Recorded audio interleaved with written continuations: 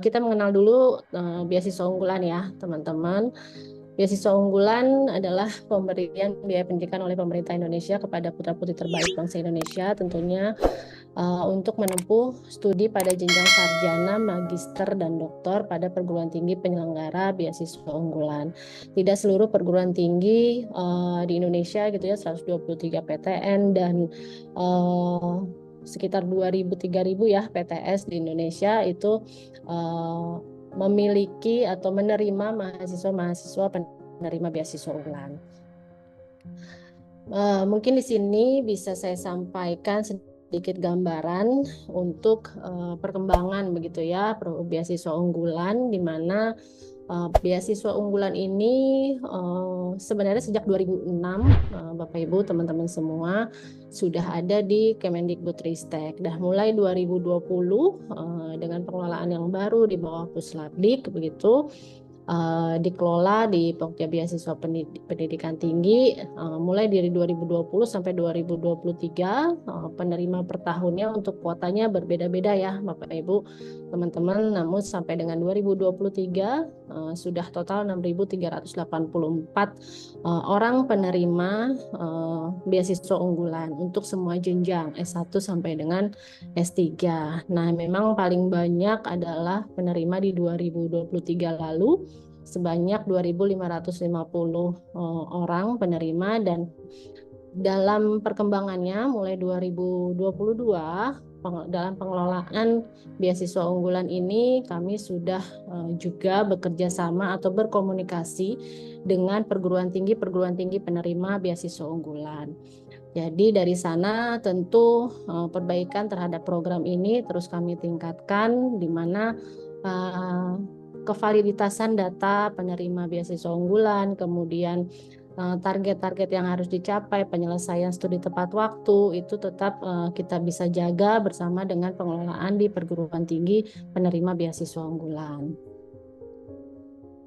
Oke, berikut adalah jenis beasiswa unggulan, Bapak Ibu dan teman-teman semua. Jadi ada 4 skema nih di beasiswa unggulan.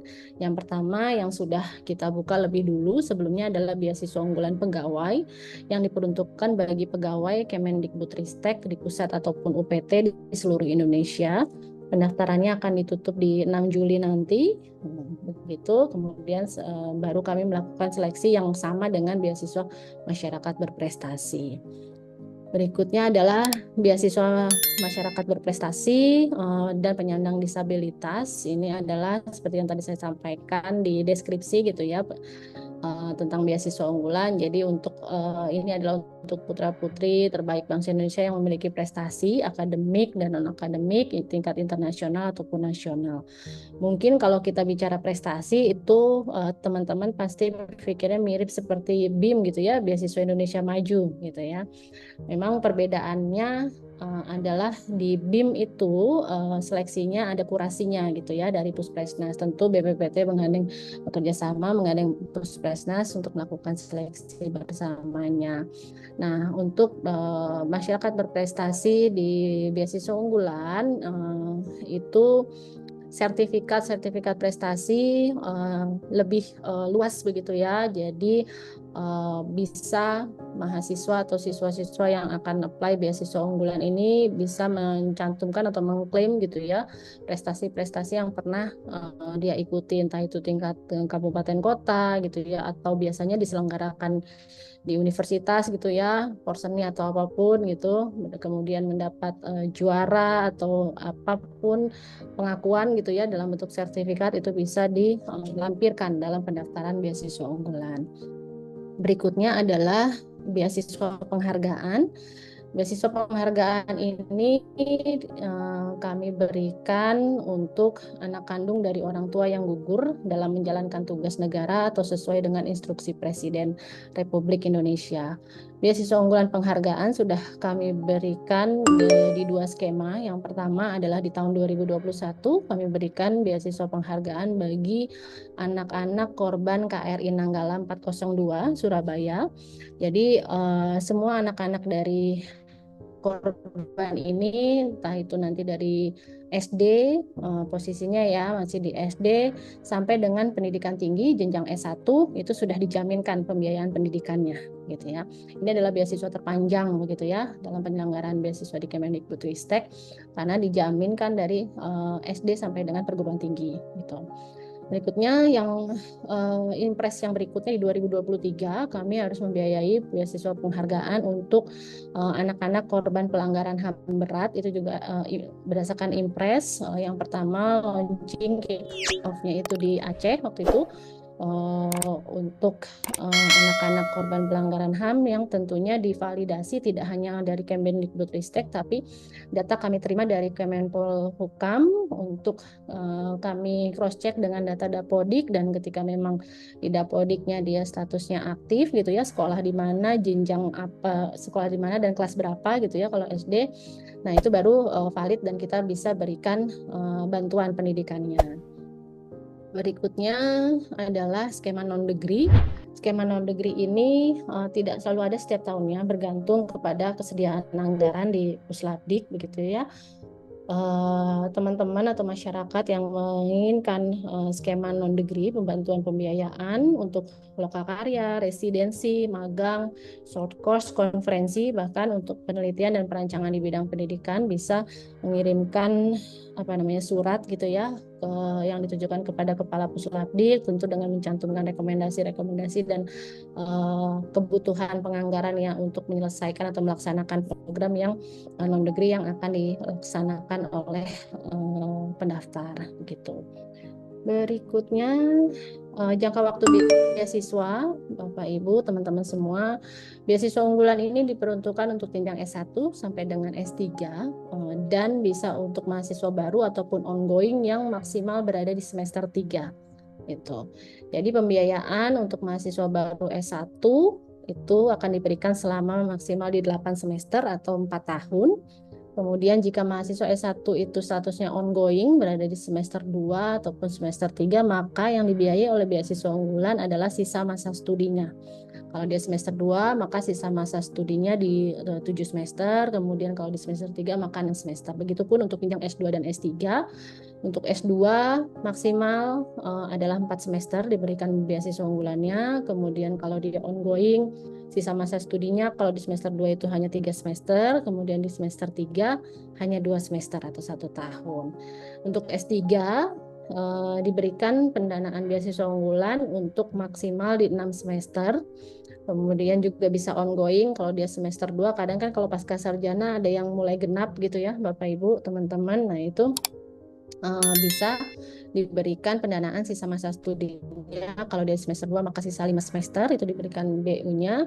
Kemudian kalau semester 3 maka dia di 4 semester diberikan pendanaan beasiswa unggulan.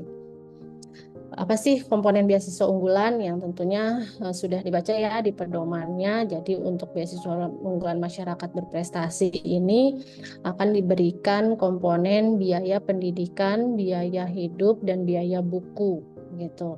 3 komponen ini. Kemudian komponen beasiswa unggulan masyarakat berprestasi penyandang disabilitas akan diberikan biaya pendidikan, biaya hidup, biaya buku, biaya penelitian, dan biaya hidup pendamping. Karena tentu kita berusaha untuk bisa memenuhi ya agar teman-teman disabilitas juga bisa terfasilitasi dan juga bisa tetap selesai studinya tepat waktu begitu. Berikutnya tentang pendaftaran beasiswa unggulan, teman-teman, pendaftaran kan masih dibuka ya 1 sampai dengan 14 Juli. Ini adalah persyaratan umum pendaftaran. Yang pertama adalah tentu diutamakan memiliki sertifikat yang membuktikan prestasi akademik dan akademik tingkat nasional ataupun internasional resmi dari penyelenggara gitu ya. Itu bisa teman-teman unggah dalam pendaftaran. Kemudian memiliki surat rekomendasi minimal dari guru pembimbing konseling kalau yang baru S1 maba gitu ya, minta rekomendasinya dari guru BK-nya. Kemudian dari pimpinan perguruan tinggi asal atau pembimbing akademik skripsi atau tesis atau kepala program studi juga bisa untuk pendaftar S1 ongoing atau S2 dan S3. Jadi kalau S2 maka dari pembimbingnya S1 begitu ya atau kaprodi, kemudian kalau S3 dari pembimbingnya S2 begitu. Berikutnya adalah tidak sedang menerima yang beasiswa yang sejenis dari sumber lain dengan komponen yang sama. Tadi komponen ada biaya pendidikan, biaya hidup, biaya buku gitu ya. Agar tidak terjadi tentunya double funding dan juga tentunya beasiswa unggulan ini bisa lebih merata gitu ya, diterima manfaatnya oleh masyarakat lainnya. Berikutnya belum pernah menempuh pendidikan pada jenjang yang sama. Jadi tidak diperkenankan untuk pendaftar yang sudah memiliki gelar atau sudah studi misalkan sudah S2 terus apply beasiswa unggulan untuk S2 lagi gitu ya, itu tidak diperkenankan. Berikutnya diterima di perguruan tinggi dalam negeri yang telah terakreditasi paling rendah B atau baik sekali dan program studi akreditasi paling rendah B atau baik sekali serta masuk dalam daftar perguruan tinggi tujuan beasiswa unggulan atau perguruan tinggi di luar negeri yang diakui oleh Direktorat Jenderal Pendidikan Tinggi Riset dan Teknologi. Jadi pada pedoman yang sudah kami publikasikan di halaman terakhir itu ada listnya perguruan tinggi penyelenggara beasiswa unggulan yang bisa dipilih dalam sistem pendaftaran beasiswa unggulan. Namun di prodinya nanti tentu kami mengacu pada data pangkalan data pendidikan tinggi (PDDikti) untuk status akreditasi setiap program studinya. Berikutnya adalah persyaratan umum pendaftaran. Ini lanjutannya. Jadi tidak berstatus sebagai dosen, guru, tenaga kependidikan dan pelaku budaya. Kenapa? Karena tadi sudah saya sampaikan perkenalan puslabdiknya gitu ya teman-teman. Di sana dari banyak pokja itu tentu diharapkan tidak ada irisan, tidak ada double gitu ya dalam target penerima, sasaran penerima. Maka untuk guru, tenaga kependidikan dan pelaku budaya itu sudah dinaungi di program beasiswa pendidikan Indonesia. Berikutnya adalah beasiswa hanya diperuntukkan untuk kelas reguler dan tidak untuk kelas eksekutif, kelas khusus, kelas karyawan, kelas jarak jauh, kelas internasional bagi pendaftar tujuan dalam negeri dan kelas yang diselenggarakan di lebih dari satu negara, perguruan tinggi atau joint degree. Berikutnya adalah ini yang terpenting bahwa teman-teman penerima nantinya berkomitmen untuk mempertahankan indeks prestasi semester minimal 3,00 pada program sarjana S1 atau IPS minimal 3,25 pada program magister dan doktor selama menjadi penerima beasiswa unggulan. Konsekuensi terkait tidak tercapainya IPS ini bagi penerima beasiswa unggulan selama studinya akan dituangkan lebih jauh nanti pada kontrak atau perjanjian kerjasama sebagai penerima beasiswa unggulan yang disampaikan pada pembekalan ya penerima beasiswa unggulan. Kita lanjut ke sekarang persyaratan khusus, tadi yang umum, sekarang khusus S1. Khusus S1 yang pertama adalah lulusan pendidikan menengah yang lulus pada tahun berjalan atau maksimal lulus 2 tahun sebelumnya dari tahun 2024 ini gitu ya. Memiliki surat penerimaan atau keterangan lulus atau LOE unconditional dari perguruan tinggi bagi mahasiswa baru. Jadi kalau yang sudah lulus SNBP, SNBT begitu ya, itu screenshotnya saja itu bisa disampaikan, diunggah gitu ya. Itu bisa menjadi dokumen yang surat penerimaan atau yang pasca sarjana surat penerimaan, surat bukti dinyatakan diterima atau lolos akademik di perguruan tinggi tersebut di prodi apa, biasanya seperti itu ya. Jadi itu saja sudah cukup, tidak perlu teman-teman harus mengajukan proses penerbitan LOA unconditional lagi atau LOA lagi di perguruan tinggi tujuan begitu ya. Kemudian yang ketiga, untuk mahasiswa ongoing itu dibutuhkan surat keterangan aktif minimal dari dekan fakultas. Jadi kalau yang ongoing tidak perlu surat penerimaan tapi harus surat keterangan aktif. Berikutnya bagi mahasiswa ongoing program S1 yang sudah memulai perkuliahan maksimal sedang berada di semester 3 atau memiliki bukti KHS maksimal semester 2 dan memiliki IPK paling rendah 3,25 pada skala 4 sampai dengan semester 2 tadi. Yang kelima adalah memiliki kemampuan bahasa Indonesia yang dibuktikan dengan sertifikat uji kemahiran berbahasa Indonesia yang diterbitkan oleh Badan Pengembangan dan Pembinaan Bahasa Kemendikbudristek, dengan ketentuan teman-teman cukup mendaftar UKBI paket 1, kemudian melakukan tesnya secara online, dan predikat yang dibutuhkan untuk jenjang S1 ini adalah sekurang-kurangnya madya dengan skor 482 sampai dengan 577. Sampai terbit skornya, sampai terbit sertifikatnya ya teman-teman, karena di halaman pendaftaran teman-teman harus menuliskan nomor sertifikat gitu ya, karena kita pengembangan dari sistem pendaftaran di tahun ini adalah kami sudah bisa langsung melihat gitu ya skor UKBI-nya para pendaftar dari sistem informasinya di Badan Bahasa, karena memang hasil evaluasi dari tahun-tahun sebelumnya di mana memang masih terdapat gitu ya manipulasi sertifikat UKBI begitu ya. Mudah-mudahan dengan kerjasama atau dengan link yang ada diberikan oleh Badan Bahasa, maka bisa lebih valid lagi gitu ya data-data atau persyaratan dari para pendaftar. Berikutnya adalah teman-teman pendaftar S1 harus membuat esai dalam bahasa Indonesia dengan tema karya hebatku untuk kemajuan Indonesia, dan esai ditulis dalam kolom esai di pendaftaran dengan paling sedikit 1.000 kata dan paling banyak 1.500 kata. Nah, dalam esai itu harus berisi deskripsi diri, deskripsi tentang karya yang pernah dihasilkan, karya hebat yang akan dihasilkan setelah menyelesaikan studinya, dan bagaimana karya hebat yang dihasilkan tersebut dapat berguna bagi kemajuan Indonesia.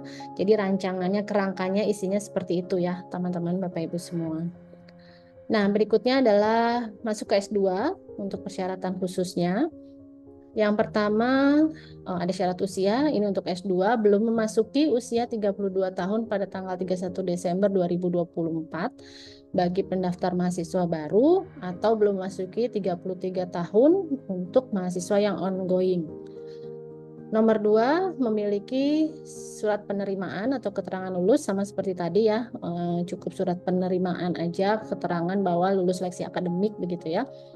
Kemudian untuk mahasiswa baru dan harus memulai perkuliahan pada semester ganjil tahun akademik 2024-2025. Tidak diperkenankan untuk tunda kuliah gitu. Ini adalah hasil evaluasi kami Bapak Ibu teman-teman semua.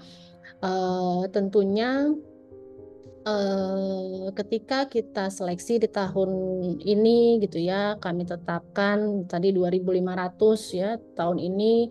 Tentu dalam hal pencairan penganggaran juga bisa kami realisasikan di tahun yang sama gitu ya, karena kalau defer atau tunda kuliah ke semester berikutnya yang sudah beda tahun anggaran, itu akan menjadi beban tahun anggaran berikutnya. Namun secara volume realisasi jumlah orang itu masuknya di 2000 tahun ini gitu ya. Nah, itu cukup rumit untuk bisa mengatur gitu ya secara keuangan dan volume realisasi penerimaan beasiswa unggulan. Yang ketiga adalah memiliki surat keterangan aktif kuliah minimal dari dekan fakultas atau direktur pascasarjana bagi mahasiswa yang ongoing.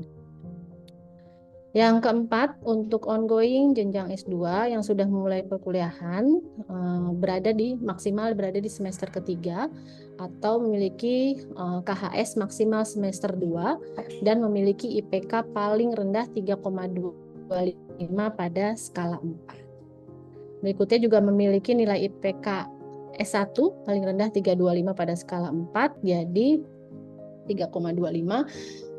Juga jadi untuk S2 juga kita pertimbangkan IPK S1-nya gitu ya, maka harus mengunggah jasa transkrip S1-nya. Yang keenam, memiliki kemampuan bahasa Indonesia tadi yang dibuktikan dengan sertifikat UKBI, sama seperti yang S1 tadi.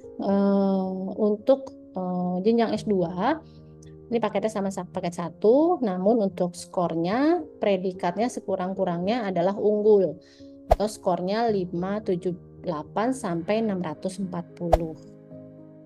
Begitu. Berikutnya, ini memiliki kemampuan bahasa Inggris dari lembaga resmi yang dibuktikan dengan sertifikat untuk tujuan PT luar negeri dengan skor minimal untuk S2 ini ITP-nya 550, PTA akademiknya 58, IBT-nya 80, dan IELTS-nya 6,5. Untuk perguruan tinggi luar negeri ya, khusus.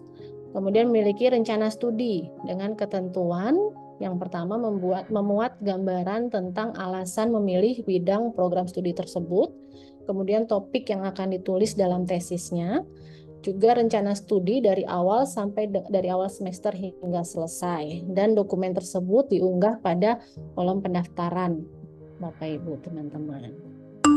Nah, untuk S2 juga diminta untuk membuat esai dengan tema yang sama, hanya jumlah katanya lebih banyak 1.500 minimal sampai dengan 2.000 kata.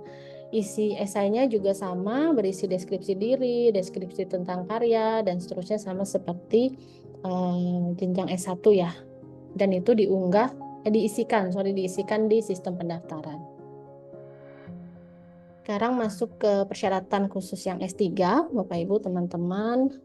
Ada persyaratan usia, yang pertama adalah belum memasuki usia 46 tahun pada tanggal 31 Desember 2024 bagi pendaftar baru, atau belum memasuki usia 47 tahun untuk yang ongoing, mahasiswa ongoing.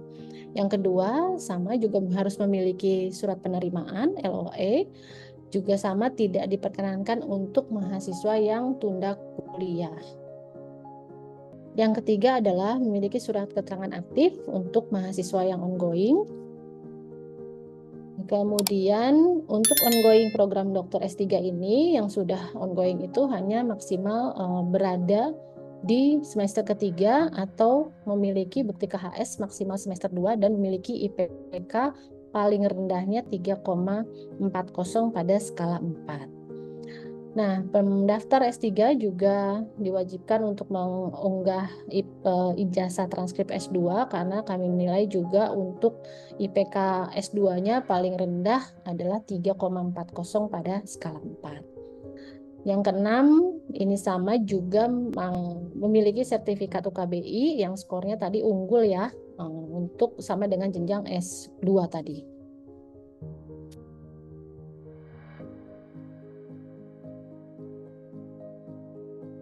Berikutnya, kemampuan bahasa Inggris juga sama, skornya untuk PTLN ini sama dengan jenjang S2.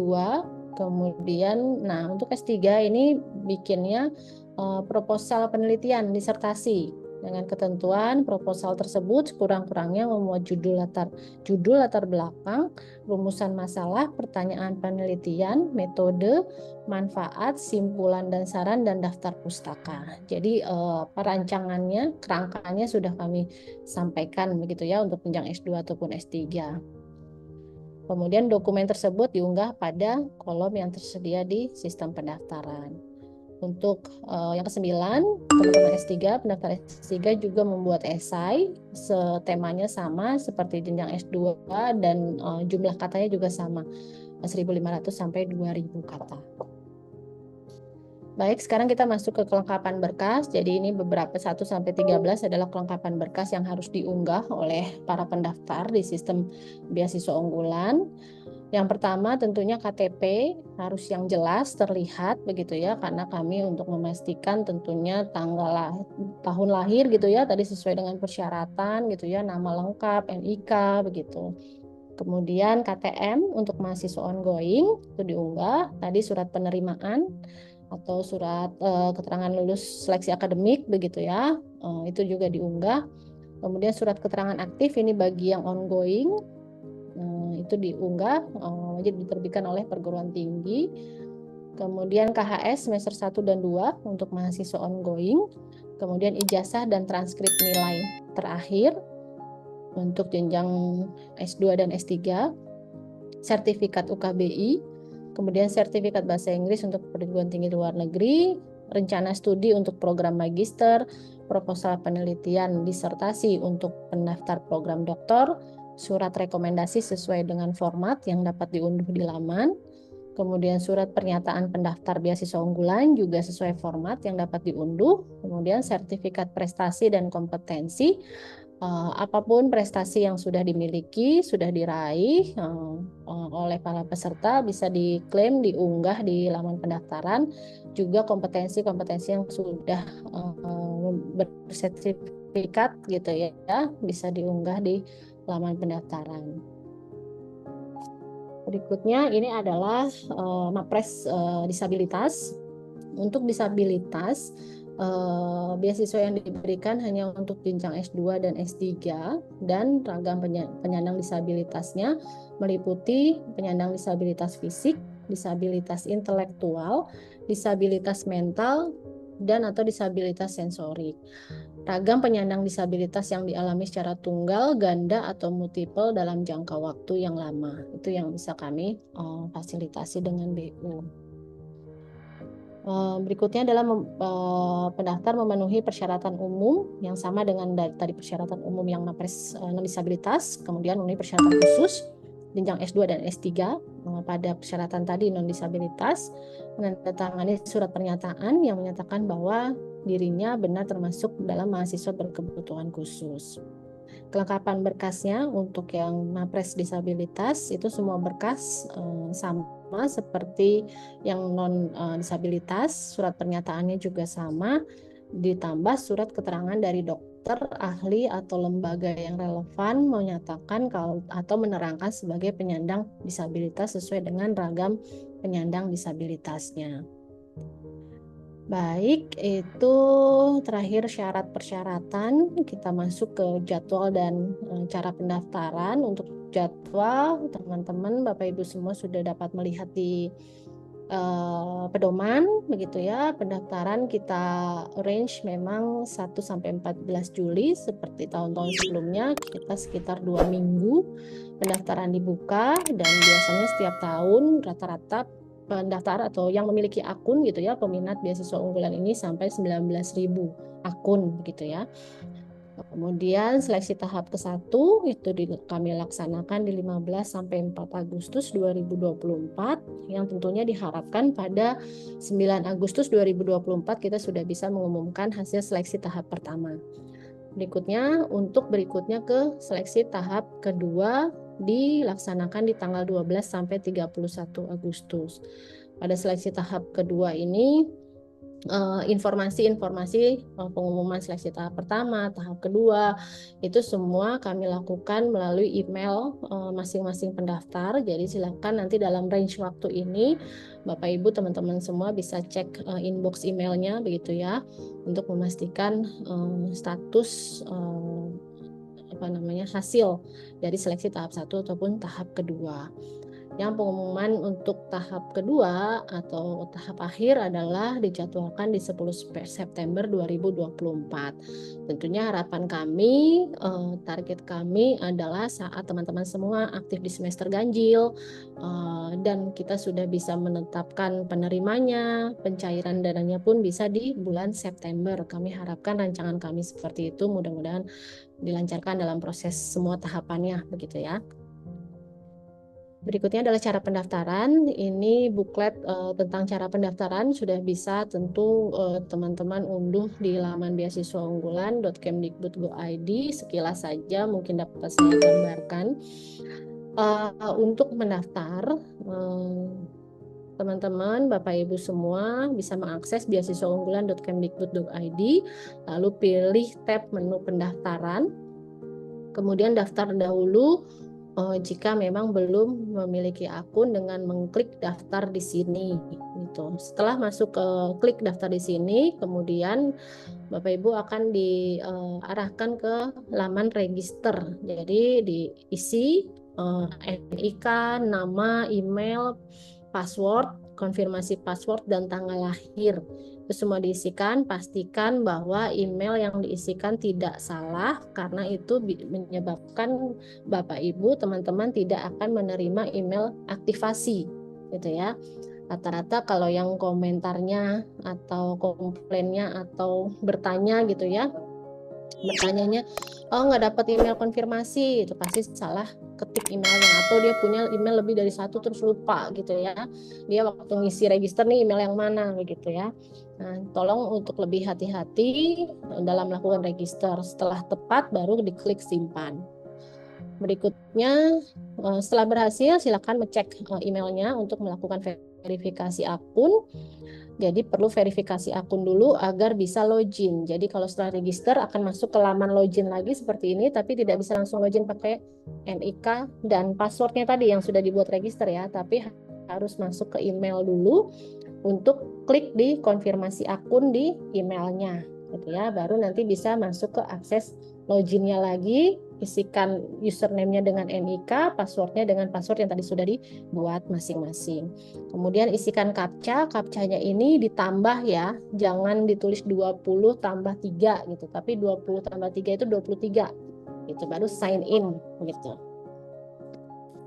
Berikutnya ini membuat usulan setelah tadi bisa login dengan NIK dan password, kemudian pengajuan beasiswa dengan klik tambah pengajuan. Nah, setelah diklik tambah pengajuan, maka ada data-data yang harus diisi, mulai dari program beasiswa, strata beasiswa, kemudian statusnya baru atau ongoing, tahun mulai studinya, negara tujuan, universitas tujuan, program studi tujuan, itu semua diisikan dulu, kemudian klik tombol simpan. Setelah diklik tombol simpan, baru akan muncul di sebelah kiri adalah tab-tab atau bagian-bagian yang harus diisi kelengkapan datanya, mulai dari biodata sampai dengan konfirmasi berkas, sampai dengan sertifikat kompetensi, gitu ya. Ada banyak dokumen yang harus dilengkapi oleh para pendaftar. Berikutnya, pastikan bahwa setiap tadi isian-isian tadi mulai dari biodata sampai dengan sertifikat kompetensi itu sudah terisi dan tombolnya sudah berubah menjadi warna hijau. Kalau tombolnya sudah hijau semua, maka bisa dilakukan submit, mengajukan beasiswa unggulan. Gitu. Mungkin itu penjelasan dari saya. Kurang lebihnya mohon maaf, Mas Rizal, Bapak Ibu dan teman-teman semua. Untuk kendala-kendala informasi tentang pendaftaran beasiswa unggulan bisa mengakses email beasiswa.unggulan@kemdikbud.go.id. Terima kasih. Assalamualaikum warahmatullahi wabarakatuh.